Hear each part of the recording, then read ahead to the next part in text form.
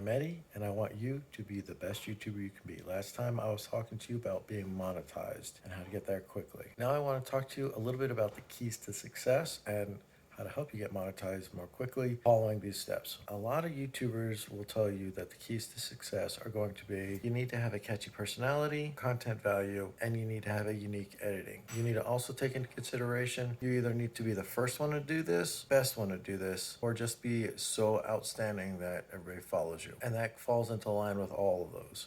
If you have a very catchy personality, it's going to be different than anybody's seen before.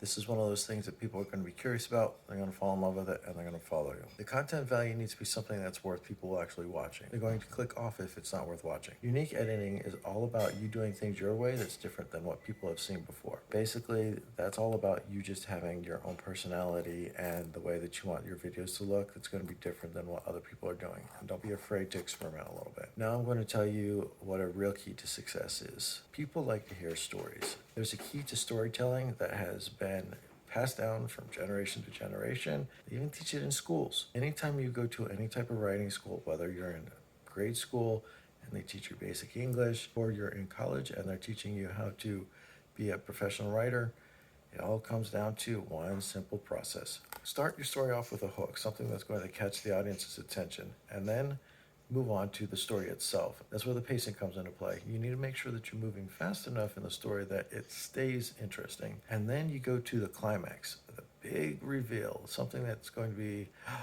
shocking, followed by the conclusion. What was the whole purpose of listening to the story from the beginning? Basically, that's going to be one of the biggest keys for success as far as your videos goes, because it's the same way. Start with a hook, continue on with a fast-paced story, and then go to the climax and conclusion. I hope this helps, and I hope I get a chance to see you continue to grow. Make sure you hit that like button, subscribe, and ring the bell for notifications so I can continue to help you be a better YouTuber.